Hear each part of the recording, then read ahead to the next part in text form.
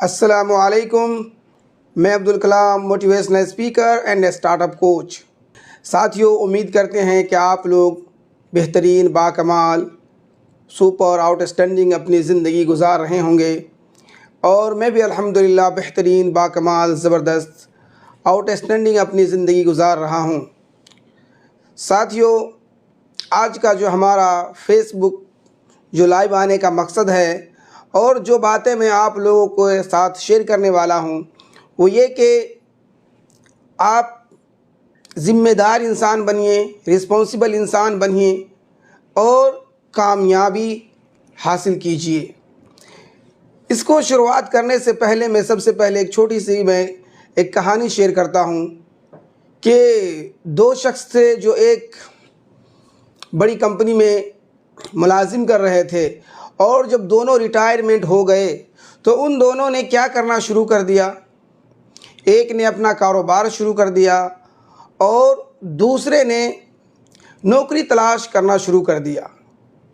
और इत्तेफाक ऐसा हुआ कि जो दूसरा शख्स था वो इंटरव्यू के लिए अपने जो दोस्त उसके साथ में जो काम किया हुआ था उसके कंपनी में पहुंच गया।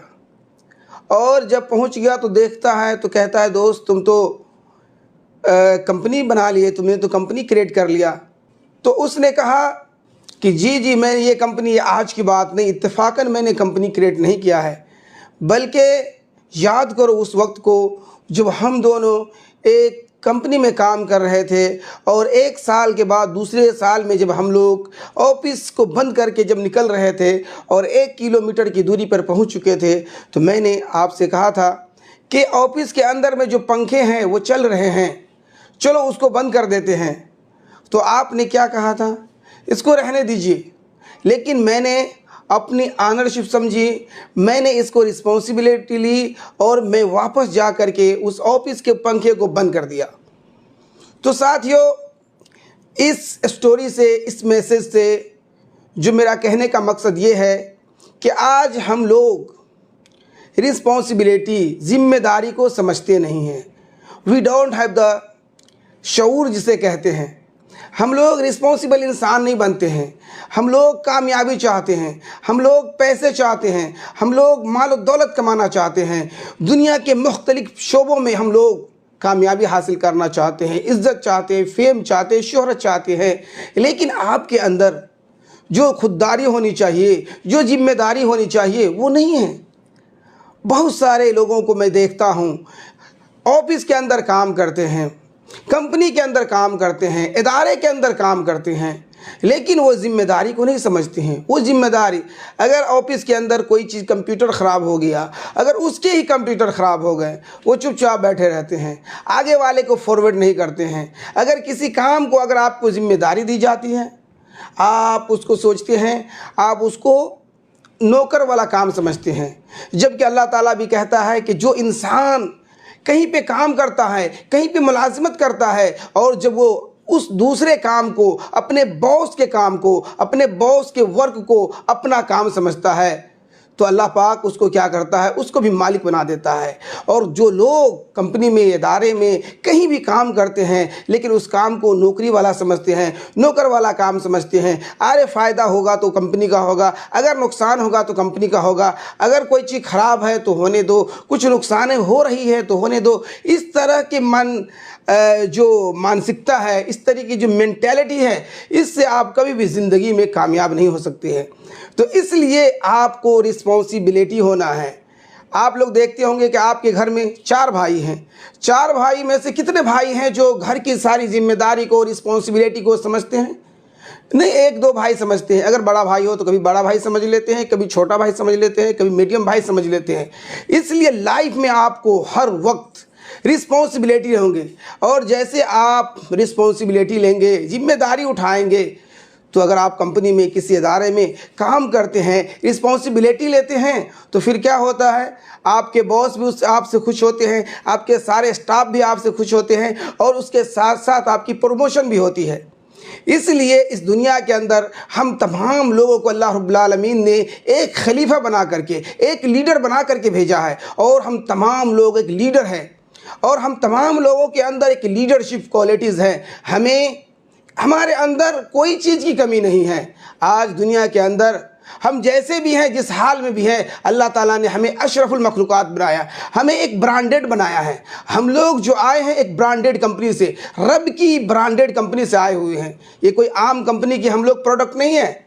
इसलिए आपके अंदर, लोगों के अंदर सारी कमालात मौजूद है, सारी खूबियाँ मौजूद है, सारी जो टैलेंट मौजूद है, लेकिन मार खा जाते किस हिसाब से? लोग खुददारी से, लोग ईमानदारी अपने अंदर नहीं करते हैं। जो रिस्पॉन्सिबिलिटी होनी चाहिए उसको न होने की वजह से वो ज़िंदगी में नाकाम नहीं हो पाते हैं और रोना रोते हैं कि मेरी ज़िंदगी में मुझे मौके नहीं मिले, मुझे अपॉर्चुनिटी नहीं मिली, मुझे लोगों को मेरा कोई रहबर नहीं मिला, मेरा गाइडर नहीं मिला।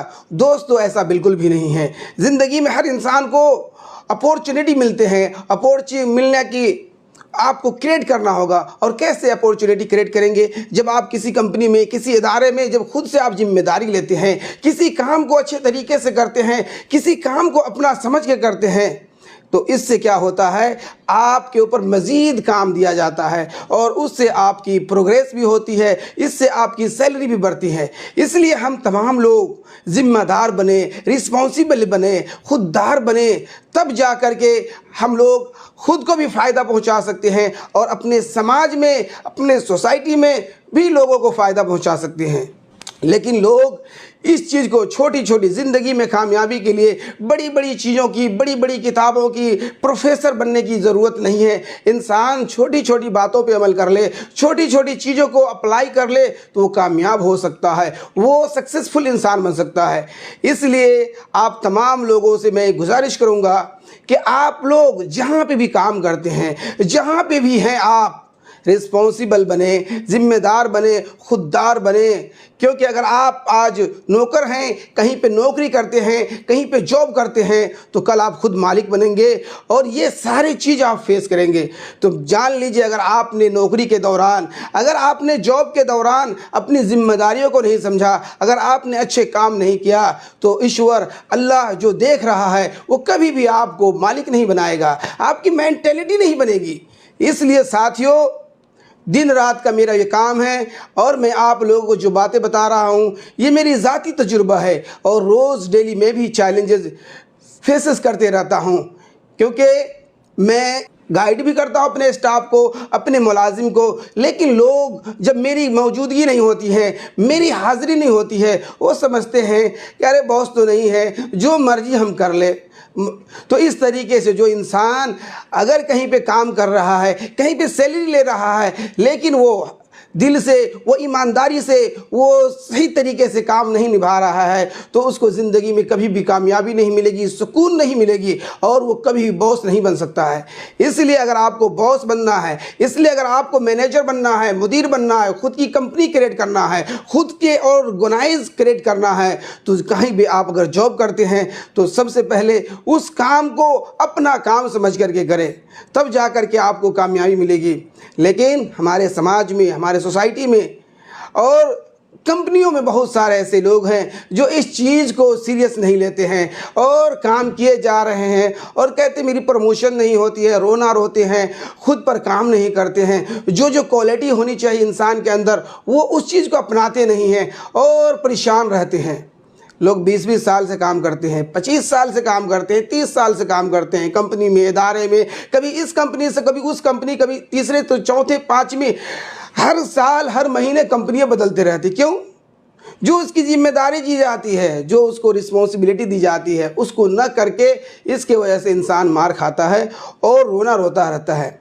इसलिए साथियों, मैं उम्मीद करता हूं कि आप लोग जहाँ भी हैं, जो भी काम कर रहे हैं, कोई एनजीओ काम करते हैं, कोई जिम्मेदारी उठा लेते हैं, बहुत सारे लोग कहीं पे सिक्योरिटी खजानती बन जाते हैं, कहीं पे ओहदे को मतलब लेने के लिए तो ले जाते हैं, अपना नाम लिखवा लेते हैं, लेकिन काम ज़ीरो, रिस्पॉन्सिबिलिटी नहीं। इससे न आपको बसाते खुद नुकसान होता है, बल्कि इससे हमारे समाज को, बल्कि अगर कोई आदमी किसी बड़े ओहदे पे फाइज हो जाता है, पैसों के बलबूते पे, ताकत के बलबूते पे, करप्शन के ज़रिए से अगर वो उस ओहदे पे फाइज हो जाता है, लेकिन वो अपनी ज़िम्मेदारी को नहीं उठाता और वो अपनी ज़िम्मेदारी को गलत मिसयूज़ करता है, गलत तरीके से इस्तेमाल करता है, इससे ना उसकी बल्कि पूरी कौम को नुकसान होता है। और ये चीज़ें मैं आपको जो बता रहा हूँ, ये हालत हाज़िरा हम लोग जो भी हैं हम देख रहे हैं नेपाल के अंदर कि बहुत सारी ऐसी कमेटी हैं, बहुत सारी ऐसी ऑर्गेनाइजेशन हैं जो उस वाहदे पे, उस मनसब पे बैठ चुके हैं